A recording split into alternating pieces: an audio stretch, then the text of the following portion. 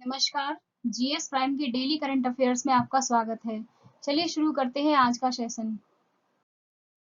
आज के सेशन का पहला प्रश्न है, अंतर्राष्ट्रीय जलवायु शिखर सम्मेलन 2020-21 में आयोजित सम्मेलन की मेजबानी कौन सा देश करेगा?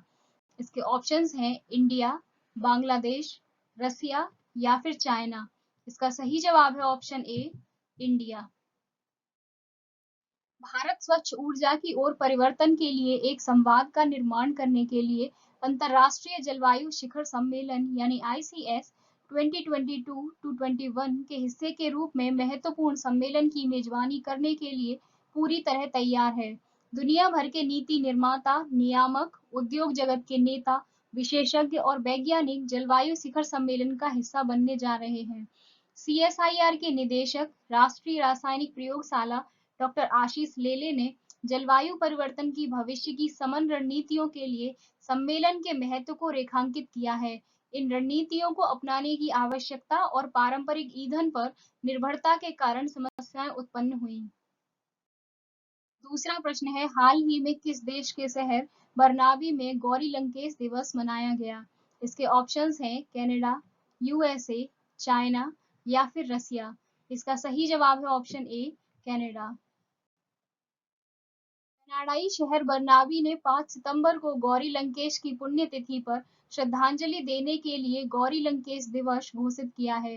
बरनाबी के मेयर माइक हर्ले के कार्यालय द्वारा जारी उद्घोषणा में कहा गया है कि गौरी लंकेश एक साहसी भारतीय पत्रकार थी जो सच्चाई और न्याय के लिए खड़ी हुई, अंधविश्वास और सामाजिक बुराइयों को चुनौती दी और गरीबी और उत्पीड़ितों की सेवा के लिए अपना जीवन समर्पित कर दिया।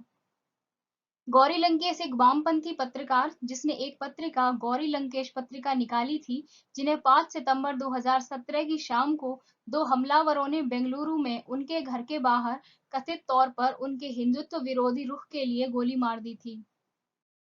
तीसरा प्रश्न है, हाल ही में संपन्न हुए टोक्यो पैरालंपिक में भारत ने कुल कितने पदक जीते हैं? इसके ऑप्शंस हैं 16, 17, 18 या फिर 19। इसका सही जवाब है ऑप्शन डी, 19। भारत ने टोक्यो पैरालंपिक 2020 में अपना अभियान 19 पदकों के सर्वकालिक उच्च स्तर के साथ समाप्त किया, जिसमें 5 स्वर्ण, 8 रजत और 6 कांस्य शामिल हैं। यह पैरालंपिक खेलों के एकल संस्करण में भारत के लिए सर्वश्रेष्ठ मेडल टैली है। भारत कुल 162 देशों में से ओवरऑल मेडल टैली में 24वें स्थान पर है। भारतीय ध्वजवाहक जेवलिन थ्रोअर टेक चंद टोक्यो पैरालंपिक के उद्घाटन समारोह में ध्वजवाहक थे। समापन समारोह में निशानेबाज अवनी लेखरा भारत की ध्वजवाहक थी। पैरालंपिक 2020 में भारत ने टोक्यो पैरालंपिक में 54 पैरा एथलीटों की अपनी सबसे बड़ी टुकड़ी को खेलों में 9 खेल विधाओं में प्रतिस्पर्धा करने के लिए भेजा। इससे पहले भारत ने 1968 के खेलों में अपनी शुरुआत के बाद से 2016 रियो तक पैरालंपिक में कुल 12 पदक जीते हैं। पैरालंपिक 2020 का भारतीय थीम गीत कर दे कमाल तू था। इस गाने को एक दिव्यांग क्रिकेट खिलाड़ी संजीव सिंह ने कंपोज किया और गाया है। टोक्यो पैरालंपिक 16वां ग्रीष्मकालीन पैरालंपिक खेल था जो 24 अगस्त से 5 सितंबर 2021 तक टोक्यो, जापान में आयोजित किया गया था। टोक्यो पैरालंपिक में पहली बार बैडमिंटन और ताइक्वांडो को शामिल किया गया। चौथा प्रश्न है, इंटरनेशनल डे ऑफ चैरिटी कब मनाया जाता है? इसके ऑप्शंस हैं 5 सितंबर, 4 सितंबर, 3 सितंबर या फिर 2 सितंबर। इसका सही जवाब है ऑप्शन ए, 5 सितंबर। अंतर्राष्ट्रीय चैरिटी दिवस the international day of charity 5 सितंबर को प्रतिवर्ष मनाया जाता है। इसे 2012 में संयुक्त राष्ट्र ने 5 सितंबर को कलकत्ता में हुए मदर टेरेसा के निधन की वर्षगांठ को चिन्हित करने के लिए अंतर्राष्ट्रीय चैरिटी दिवस के रूप में घोषित किया था। 5 सितंबर को मदर टेरेसा की पुण्यतिथि मनाने के लिए चुना गया था, जो हमेशा धर्मार्थ कार्यों में लगी रही। मदर टेरेसा को 1979 में गरीबी और संकट, जो शांति के लिए भी खतरा है, को दूर करने के संघर्ष में किए गए कार्यों के लिए नोबेल शांति पुरस्कार मिला। चलिए जानते हैं इस दिन का उद्देश्य क्या है।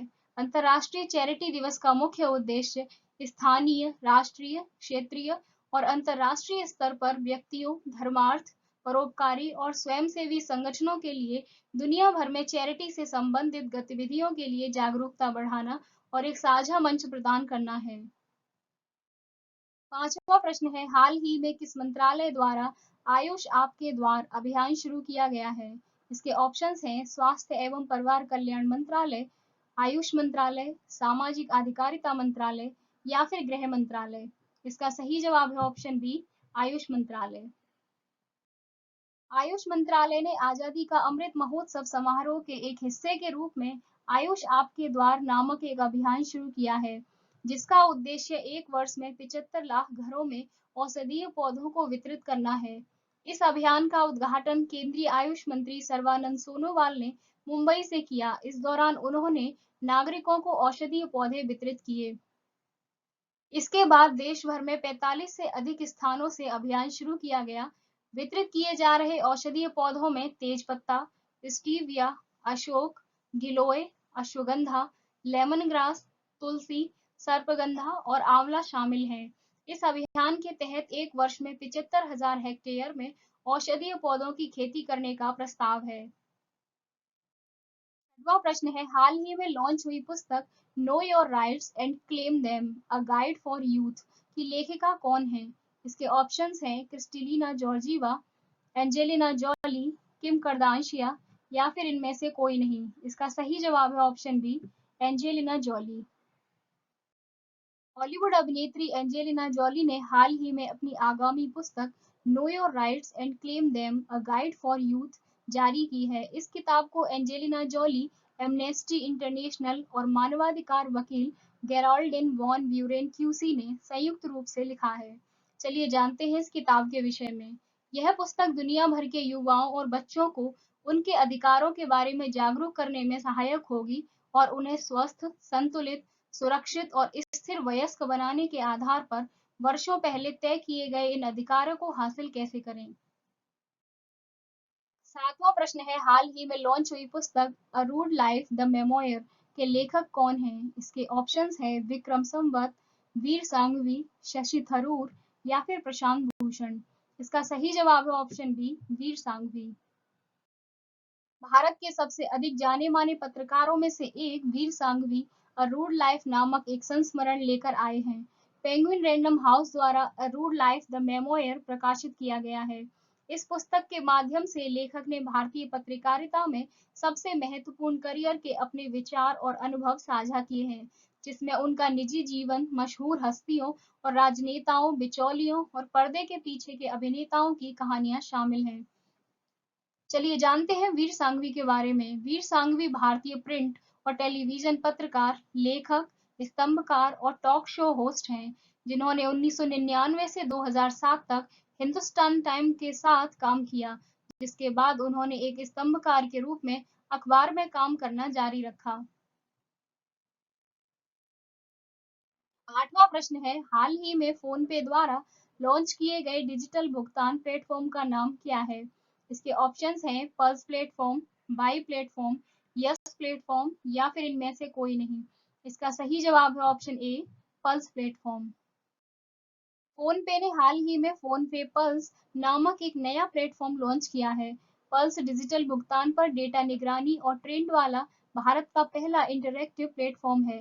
यह प्लेटफॉर्म भारत के इंटरैक्टिव मानचित्र पर ग्राहकों द्वारा 2000 करोड़ से अधिक डिजिटल लेन देन दिखाता है। फोन पे ने पल्स रिपोर्ट भी लॉन्च की, जो पिछले 5 वर्षों में डिजिटल भुगतान के विकास पर एक गहन अध्ययन है। रिपोर्ट में इस बारे में भी जानकारी है कि 2016 के बाद से पूरे भारत में डिजिटल भुगतान कैसे विकसित हुआ है और इसमें विस्तृत भौगोलिक और श्रेणी विशिष्ट रुझान शामिल हैं। फोन पे के सीईओ समीर निगम हैं तथा इसका मुख्यालय बेंगलुरु, कर्नाटक में है। नौवां प्रश्न है, हाल ही में वित्त मंत्री निर्मला सीतारमण द्वारा एफएसडीसी की कौन सी बैठक की अध्यक्षता की गई है? इसके ऑप्शंस हैं 21वीं, 22वीं, 23वीं या फिर 24वीं। इसका सही जवाब है ऑप्शन डी, 24वीं। केंद्रीय वित्त और कॉरपोरेट मामलों की मंत्री निर्मला सीतारमण ने वित्तीय स्थिरता और विकास परिषद यानी एफएसडीसी की 24वीं बैठक की अध्यक्षता की। वित्त मंत्री एफएसडीसी अध्यक्ष हैं, वहीं एफएसडीसी उप समिति की अध्यक्षता आरबीआई के गवर्नर द्वारा की जाती है। चलिए जानते हैं स्थिरता और विकास परिषद के बारे में। वित्तीय स्थिरता और विकास परिषद यानी एफएसडीसी वित्तीय स्थिरता बनाए रखने, अंतर नियामक समन्वय को बढ़ाने और वित्तीय क्षेत्र के विकास को बढ़ावा देने के लिए तंत्र को मजबूत और संस्थागत बनाने के लिए भारत सरकार द्वारा स्थापित शीर्ष स्तर का मंच है। परिषद ने अन्य बातों के साथ साथ दबावग्रस्त आस्तियों के प्रबंधन, वित्तीय स्थिरता विश्लेषण के लिए संस्थागत तंत्र को मजबूत करने, वित्तीय समावेशन, वित्तीय संस्थानों के समाधान की रूपरेखा और आईबीसी प्रक्रियाओं से संबंधित मुद्दों, विभिन्न क्षेत्रों में बैंकों के एक्सपोजर और सरकार से सरकारी अधिकारियों के डेटा साझाकरण तंत्र, भारतीय रुपए का अंतर्राष्ट्रीयकरण और पेंशन क्षेत्र से संबंधित मुद्दे पर भी चर्चा की। आज के सेशन का अंतिम और 10वां प्रश्न है, हाल ही में कौन सा एशियाई देश प्लास्टिक समझौता शुरू करने वाला पहला देश बन गया है? इसके ऑप्शंस हैं चीन, भारत, श्रीलंका या फिर सिंगापुर। इसका सही जवाब है ऑप्शन बी, भारत। प्लास्टिक के लिए सर्कुलर सिस्टम को बढ़ावा देने के लिए एक नया प्लेटफॉर्म प्लास्टिक पैक्ट लॉन्च करने वाला भारत एशिया का पहला देश बन गया है। भारतीय उद्योग परिसंघ यानी सीआईआई द्वारा आयोजित 16वें सस्टेनेबिलिटी समिट में भारत में ब्रिटिश उच्चायुक्त अलेक्जेंडर एलिस द्वारा 3 सितंबर 2021 को India plastic pact platform launch किया गया था। चलिए जानते हैं इंडिया प्लास्टिक पैक्ट के बारे में। नया platform India plastic pact world wide fund for nature India यानी WWF इंडिया और भारतीय उद्योग परिसंघ यानी CII का एक संयुक्त प्रयास है और एक ऐसी दुनिया बनाने की कल्पना करता है जहां प्लास्टिक को महत्व दिया जाता है और पर्यावरण प्रदूषण नहीं होता है। समझौता 2030 तक व्यवसायों को प्लास्टिक के लिए एक परिपत्र अर्थव्यवस्था की ओर संक्रमण करने का लक्ष्य रखता है। इस पहल को यूके रिसर्च एंड इनोवेशन और WRAP यूके में स्थित एक वैश्विक NGO द्वारा समर्थित है और भारत में ब्रिटिश उच्चायोग द्वारा समर्थित है। कल फिर मिलेंगे कुछ नए प्रश्नों के साथ। Thanks for watching. Please like, share and subscribe.